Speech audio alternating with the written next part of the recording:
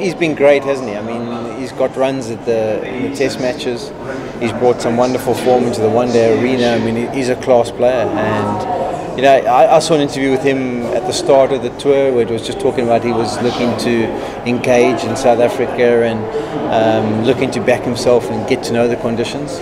And that positiveness and that approach has obviously paid off for him. He wasn't fearful about the conditions. He was wanting to grind out performances, and he obviously came in with the right mindset. That was why I said, I thought when I heard that interview, I thought the rest of the batting group would have been similar. But he didn't really get anyone else who supported him, particularly in the tests. He's had some guys who've supported him in the one-days, and that's why you guys have been so good. It's very similar to the way he plays his cricket, and because he's got that attitude, there's a good chance he'll get a really good run and a real opportunity to settle himself and cement himself in the team. That's just the nature of cricket. If a captain likes the way a person goes about his business, he'll get an extra run of it. I liked his attitude of his approach in Cape Town. I thought he was very good, the way he played that knock. And he's obviously learning. He's got a bit to find out. He'll be ultra positive in India and the conditions where he can take on the spinners. He'll learn the art of what he needs to do in maybe England and Australia. So I think he still needs to find out how he wants to play, how he mixes his aggression with sound technique. And if he can get himself in for a period of time, then I'm sure he can learn. But yeah, he's got all the ingredients, I think, of the right attitude, some good skills, and time will tell whether he can develop that, take that potential. A lot of people have got potential, but to take the potential to the next level is always the key, so we'll have to wait and see. Well, I'm not really saying it's aggression that he's after, but it's the attitude of, I'm here to compete, I'm going to back myself, and I believe I'm going to win the battle and come out on top. I think that's the attitude that you have to have. I mean, Malcolm Marshall always taught me that you have a great respect for the opposition, but also have a great self-belief that whoever you come up against, you respect them, but you can win the battle. And I think that's what he wants to install. And that confidence, yes, I suppose it can be edgy. You know, if your confidence might go into over-aggression or overconfidence, and that's the balance that they need to find. But I suppose you can always curb that aggression and that attitude. Sometimes if someone hasn't got it, it's difficult to generate inside them. So I think they'll just have to work on that. Yeah, I mean, there's no doubt. In international sport, you're going to have emotion, but how you keep that emotion calm and how you channel it in the best direction towards just performance rather than peripheral issues, I think that's the key. Came on this tour, I thought that was going to be their strength. I was a bit disappointed by the way they went.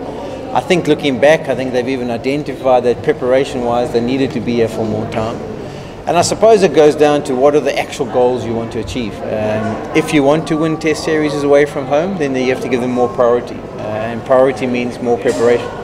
So I think going now to England, I mean, I've heard that some of the guys are going to go and play some county cricket. So preparation-wise, you would think they'd be better equipped. When they go to Australia, it's the same case in point. It just takes time. They've settled in, and we've seen in the one-days that everyone's started to look comfortable. Probably, maybe even if you had structured the tour of having one-day internationals first and then the test matches, that could have been better preparation for you guys. But I think practice matches. I think if you needed to have 2 practice matches and also guarantee that you had some genuinely good opposition rather than just, I don't know, B-team players or development players or whatever. But that's where I think you got to set the goals. You know, I mean, what do you want to achieve? Is it a great thing to win a one-day series, or is it a great achievement to come away and win a test series in South Africa which you haven't achieved? And I think maybe that's where the priorities should have met the same in the preparation. I think you always need to look at things from different perspectives. I mean, you've got the 60 wickets and that's fantastic. But then you've also got to look at the surfaces that were played on. The hardest one to get wickets on was Supersport Park. But the other 2, there was plenty of assistance. So, you know, you are going to bowl teams out when you've got surfaces like that, particularly in the fact that India bowled first most of the times. But yeah, I'm impressed with your stock. I mean, it's the first time that you've come on a series where you've had 5 or 6 or 7 guys that could have been picked and played and done a good job. In the past, you might have relied on just Javagal Srinath or I'm trying to think, Zahir Khan or something like that. Whereas now you almost had a good balance to it, and I think everyone contributed, and even the spinners that played did a good job. So the bowling was good, And if you can keep all those bowlers together as a group, there's no reason why you can't be successful in England and Australia, where the fast bowlers will have to do a job. I mean, I think he's got something different, isn't it? And his action's different. He bowls from wide in the crease. He's a little bit more skiddier, rushes onto you a little bit. So if you've got something that's different, you can always be effective if you channel it in the right way. And I think he learned as he went through the Test series about the lines and lengths to bowl and what could or couldn't be successful. And I think he got exposed to some nice surfaces. I remember doing an interview with him where I said to him, wouldn't you like it if the rest of your Test career was played on surfaces like this? And he said, definitely. So it's going to be more of a challenge when he gets to India. He's going to have to learn to reverse it and learn how to be effective at different stages of the matches. It's a learning curve, but as I say, it's in the old days you almost learned your trade before you got your opportunity. There's a lot of kids, people like Ngidi, I mean, they're all learning on the job. So I mean, he's played 9 games, first-class games before getting his Test cap, and he got 6 wickets in the first innings. He learned on the go.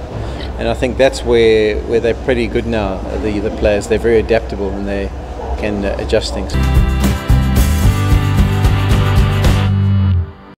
Well, I think in T20 format, all-rounders are identified as guys who can bowl 2 or 3 overs and also score 20 or 10 deliveries. I think the challenge comes where you have to repeat that performance for a long period of time. So bowling 20 overs in a Test match, or good 20 overs, or batting for 100 deliveries to get a 60 or something. All-rounders, the modern all-rounder, can contribute in T20 games, and we tend to see them as good all-rounders because they make a contribution. One score they'll get, or some wickets. But I think consistency of being able to produce performances in all different formats, in all conditions, I think that's the challenge, because the younger players don't get exposed to as much of that as we might have in our day. I mean, I was actually we're chatting about it now. If you look at their one-day stats, it's brilliant. I think Kuldeep's averaging under 20. He's got 38 wickets and whatever. He's almost like 1.5 to more wickets a match. Chahal's very similar. I think he's averaging 22, and their economy rate is good. Can those 2 spinners win the World Cup for you in England? I think it's fantastic that you've got a tour there now to be able to judge what performances they get, because you don't always get surfaces that hold up. You don't always get surfaces that turn in England, and sometimes you can get there and it's a green seamer. So do you play both of them? I think that's the challenge for you guys. You need to work out whether those 2 can be relied on to go the whole way through to win you a big tournament, or whether you're going to have to find another option so that maybe one of them plays. Because I think the World Cup happens in the early part of the season in England, and in general those conditions don't really offer spin. But in saying that, when we got to the World Cup, we were expecting, last time in '99, we were expecting surfaces to be nipping around a little bit, but because it was the World Cup, it was almost like the surfaces were over prepared, because the groundsmen were scared of anything going wrong, so they rolled them for more, they gave them less water. So it might work in the case.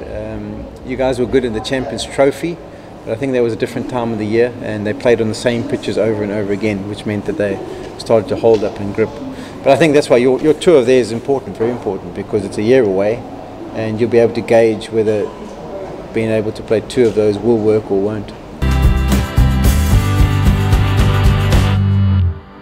I mean, I don't know. I'd consider maybe going back at some stage, but I had 2 girls, 11 and 14, and also when I was involved in RPL, it was you'd basically rock up 2 weeks before, prepare, then play. So it was over 8 weeks, and then we'd always go back for Champions Trophy, because with Mumbai we always made the Champions. So that was another 5 weeks. Yeah, it's just my kids were at the age where I like to spend some time at home.